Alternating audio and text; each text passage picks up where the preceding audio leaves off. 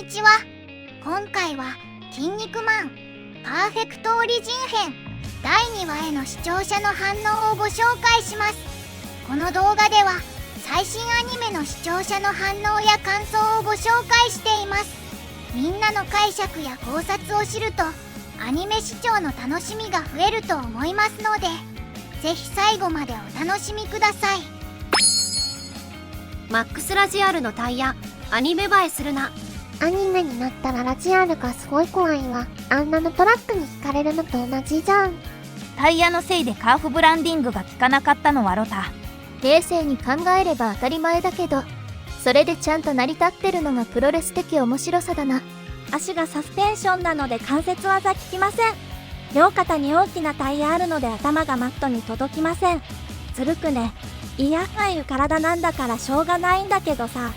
まあそこら辺は筋肉マンの文法みたいなもんです。テリーマンって見た目が普通だからこそ、こういう大型超人とのバトルが入る。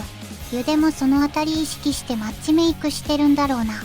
テリーは髪伸びてかっこよくなったと思う。動きよいし初るに面白いな。アナウンサーうまいと思ったらタイマニとか戦隊に出てたいつもの人か。そんで神谷が普通に筋肉マンできるレベルだから、なんかもうそのままやってほしい感ある。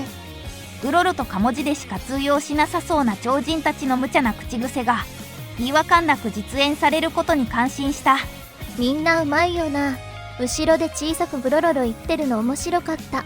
初見にも配慮したテリーマンの必殺技紹介のアニメーションはナイス判断だと思う。プロレスの演出みたいな見せ方はいいね。でも夏子さんいなかったの残念。そういえば夏子消えてたな。まああの後に何の出番もなくなるから消えたところで支障ないけど、今回ジェロニモのセリフ、どれもテリーマン先輩ばかりだった。1日経ってるのになんでタイルマンとか全裸のままなんだよ。そりゃ超人の力奪われたままだし。服着ろよ。犬、俺たち7人必要ないかもだぜ。割と負けること想定してて笑った。武道の巨体で座ってるあのパイプ椅子、よくぶっ壊れないもんだ。第2陣の5人のうち1人が喋ってたけど泣き声もしてたからポーラマンかな。お前に選ばせてやると5つカードだったからランダムだよね。パーフェクト超人もせこいな。指名させてやるよ。テリーなら武道やターボメン以外には勝てただろうな。でも負けたら全面降伏はテリーが勝手に約束したことなので、そいつ代表権ないから無効ねというパーフェクト超人理論で返されたら終わりなのではないか。テリーは代理だから。しかしわざわざ正義超人の主力がいない隙に攻めてくるなんて、パーフェクト超人意外とせこくない。雑魚相手でも最善を尽くすから。でかい会場を用意しろと言われた翌日に東京ドームを抑える宇宙超人委員会の強権巨人戦が組まれていても追い出したのだろう。それにしても委員長のプロモーターとしての手腕には驚愕だな。たった1日で大会場確保して満員にするんだから、今の新日とか絶対欲しい人材だな。やっぱり面白いねよいは牛丼屋で牛丼食ってる筋肉マン。テリーマンを信頼してるからこそ牛丼を食べる筋肉マン良いよね。牛丼屋のおっちゃんと筋肉マンのやりとりがすごく良かった。細かい部分の兄よりもすごく良いよね。筋肉マンって牛丼好きだけど、牛丼にニンニクは入ってないよな。なんでニンニク臭いんだ。エネルギー源がニンニクだからめっちゃニンニク臭いんだよ。牛丼屋のシーン、なんでスマホ見てる客がいるんだろう。1988年でしょこれ。原作はそうだが、アニメは特にいつの時代かは触れられていない。漫画だと完成したばかりの東京ドームで試合を行いますみたいなこと言ってたと思ったが、それもカットされてるし、読売系列じゃないというも加味してもアニメは何時代の話なのかわからなくしてる。エンディングのおしゃれ感すげえな。あれだけでも満足できたぜ。エンディング曲、歌詞はさっぱり聞き取れんが、映像はお三大短期もんだな。言葉の意味はわからんが、とにかくすごいエンディングだ。37巻と38巻の表紙になるのは熱い。誰だこいつら。エンディング映像で10巻表紙を模した。バッファローマン中心にプリプリマンたちを並べてくれて感謝。やっぱいたよね。確認したらマジでいた。でもなんでパーフェクト超人のダイヤマンまでいるんだ。エンディングで当たる兄さん出てきてびっくり。多い編世代だからエンディング後半の映像で泣いたよ。ありがとう。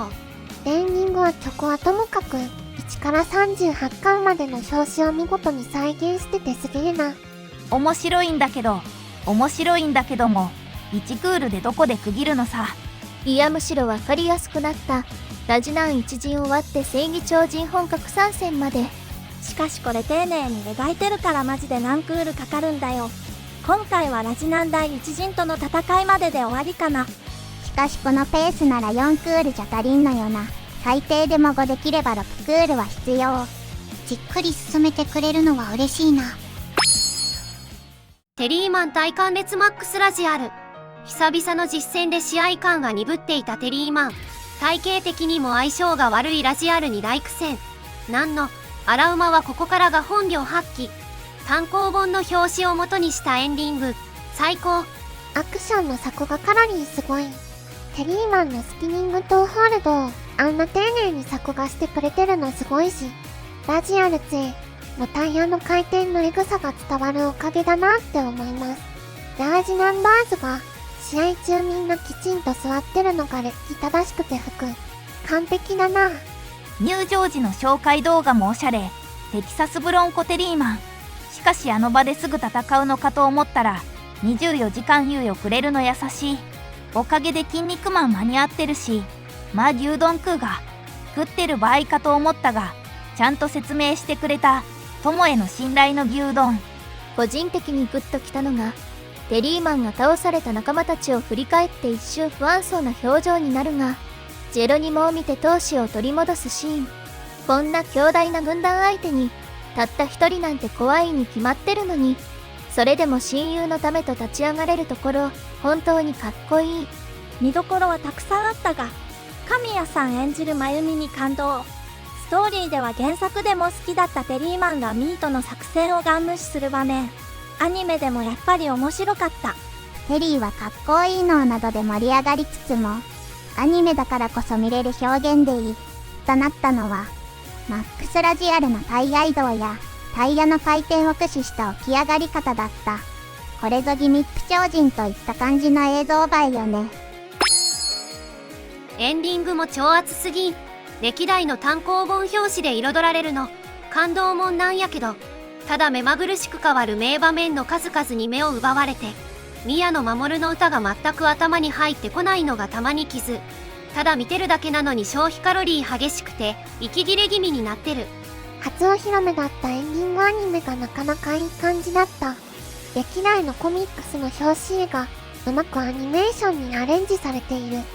本編では牛丼屋のシーンが原作よりセリフが多めで印象的だったな。初戦なのもあってか、ラジアルの派手なタックル怖。しかも解説された技は効果なく、圧倒的不利な状況。そんな中で勝利を疑わない男が一人。丼の数が物語ってるし、いやー憎いね。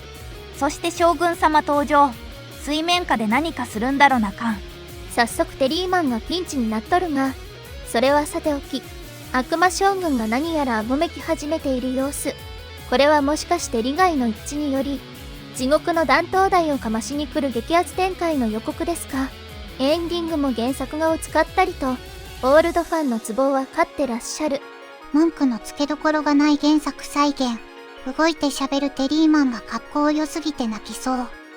筋肉マンと悪魔将軍の出番が待ち遠しくて狂いそう。そして原作愛あふれるエンディング。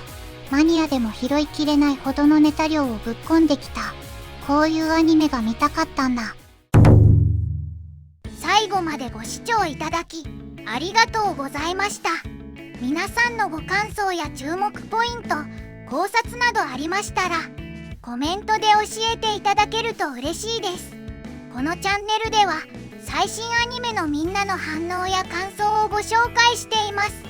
様々な考察や多様な意見を聞くとこれまでなかった視点が増えてアニメ視聴の新しい発見があるかもしれませんので、ぜひチャンネル登録とグッドボタンをよろしくお願いします。それではまた次回の動画でお会いしましょう。